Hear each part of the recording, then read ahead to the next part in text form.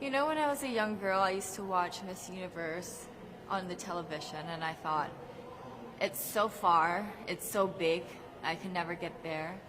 But to actually be here right now, knowing that in just a couple of days I'll be on that stage, whew, I'm just so incredibly happy, and to be representing for my home country, Thailand. I'm in awe, I'm in shock, and it's the best feeling in the world. I'm so blessed to be here. And I cannot wait to be on that stage and really perform and make my country proud.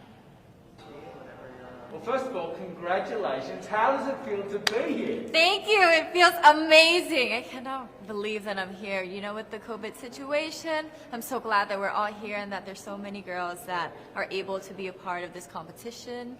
And what it makes me realize is that the world isn't that big. When you see all the girls in the auditorium together from different countries, and everyone is so nice and so lovely, they're so warm, and I can't wait to get to know everyone. And also it's so unique to see that everyone was born into such different cultures, different languages, but we're all here together to tell our stories. And tell me about your journey, your road to getting here, you know. Just I know you obviously was Thailand, but the physical journey to get here, did you just hop on a plane and get here and it was that easy or no? Oh my goodness. Well, Thailand is very far away. That's one thing. And I really had to, it wasn't a struggle to get the visa, but it was a long process. And when I got the visa, I was very excited. But the journey here, the physical journey, if you can believe it, it was more than 30 hours. All the way from Thailand, yes. So I had to make a stop at Istanbul, and the layover was 8 hours there. Oh my goodness. But it was so amazing. I'm so blessed that some of my teams were able to come with me as well, my national directors. So they were there to keep me company, making sure that I'm okay, and, you know, giving all the support. And in a world of COVID where you can't have family and friends, you know, come with you potentially, Yes. How important is that support here on the ground? How important is it to know that, you know, people at home are behind you? Oh my, it's absolutely everything. Knowing that you've got that support, it is the motivation that keeps me going every day. Every time I see a message online and they're saying that they're supporting Thailand, and you know, it's so nice to see the nation coming together to support their candidate, to support their representative, and it's just how a country thrives. Because we cannot thrive alone, we have to move forward together. Yeah. So I believe, though, that there are some super fans that did make it here. Can you tell me about those super fans that are just out there? Oh, they are so amazing. Every time I come down, they would be screaming, Thailand, Thailand, Thailand. We came down here at 7:30 in the morning and they're already there. I think they're camping out there.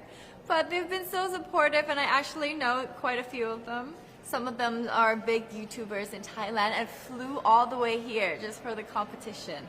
But you know, pageantry is so big in my home country, and it's almost like a national sport. So the whole country gets behind it. They're very supportive, you know, and they're just right behind you. And I just want to say thank you to them for being here.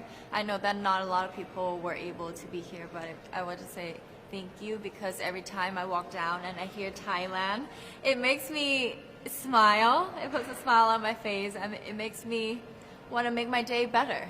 I want to go better, and I want to go in with 100% to do whatever it takes. Wonderful. One last question, a couple last questions. How has it been on the ground? How has, you know, the week sort of been unfolding? What is your day-to-day like? Give your fans at home and give our viewers a sense of what it's like. What is it like here? It is incredible. It's an incredible journey to have been able to meet all of the girls, because you know, when you know of each other online and you've been messaging, you're on WhatsApp, there's a WhatsApp group, you've been talking, but then to actually come here and meet them in reality, it's just a whole different feeling. And it's just so nice to get to know them better. and to know their stories, because each of them are so inspiring and they're so empowering, and they have different stories that make them the woman that they are today. And I think it's just unique to get to know them. In some countries, sport is like the national pastime. That's But in true. the Philippines, some might say that pageantry is the pastime. That's true. You know what? In the Philippines, we have pageants all over the places. Yes, we have pageants in the barangay, in school, national, local. That's why we really love Miss Universe. It's like it's giving pride and putting the Philippines back on the pedestal. That's why there's an added pressure as a candidate coming from a pageant-loving country. But it's a good pressure. I always look up to our former Miss Universe Philippines. They really did well in the competition.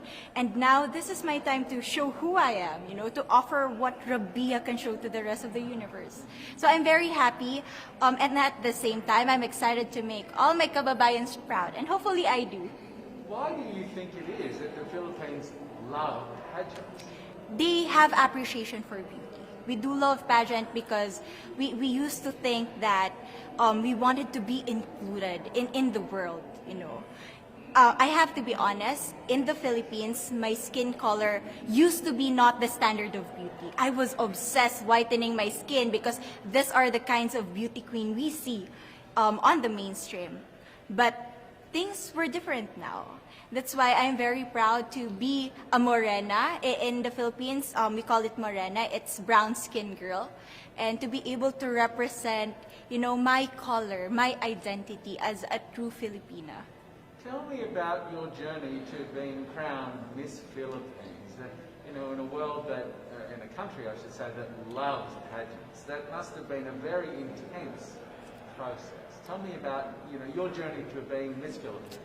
Well, my journey was crazy. You know what? I started to be a dark horse. Nobody noticed me. Nobody knows I was in the competition up until the preliminary and the coronation night. And when I won, I received different comments. Of course, there were people who didn't expect me to do well, who think that I cheated. That's why I need to redeem myself in Miss Universe. I really need to do well in this competition. And the thing is, I love pressure. I love criticism. I get better every day with that. You tell me I cannot do that, I turn to you and I'm going to say that, no, I can do it for myself. Good for you. So how does it feel then to be on the global stage? How do you feel to be here in this moment, right now?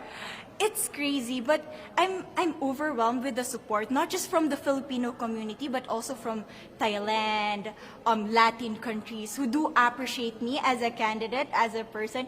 It motivates me that I am beautiful, I can offer so much in this world, and when somebody believes in you, it gives you that extra energy to really do well and perform well. Do you have a sense with the girls, all of the girls competing, you're competing, but is there a sense of camaraderie with all of the girls? Is there a real spirit to, sort of motivate each other to do better? You know what? I have a different idea about Miss Universe. I thought it's going to be very competitive, in a healthy way, well, of course. But now I can see every girl helping each other, from fixing those hairs, from trying to zip up those outfits. It speaks of the closeness and the kind of camaraderie that we want to have. The goal of Miss Universe is not just to crown one girl, but also to build a genuine and long-lasting friendships among us. Would you say within the Miss Universe world, the contestants, is there a sisterhood? Are you sisters? There is sisterhood. I can say I was able to talk to different representatives from different backgrounds, different cultures. And despite our differences, there's so much to be highlighted in what binds us together. And that is because we want to empower women. We want to have our advocacies. We want to speak for the things that we love. And that's a celebration of women and the beauty that we have. So coming out of this week, obviously you would love to be crowned Miss Universe. Of course. And that would be wonderful, of course, for any of you. But what else will you take out of this week? What do you think you'll feel at the end of this week, regardless of the result? How will you be a different person? It's it's the growth and the development that I was able to have during preparing for this journey. I will be honest, there was a moment that I lost my identity because I was put under pressure. I was in that position in which I feel like I'm not good enough. I'm not a good representative of my country, but I was able to bounce back stronger. And if I was able to do that for Miss Universe, I will be able to do that in life. That is my greatest takeaway from Miss Universe. Okay, so Philippines have huge amount of fans. Yes. I want you to give us a little bit of a message to the fans here and at home. But send a message. What would you say to all the fans in the Philippines?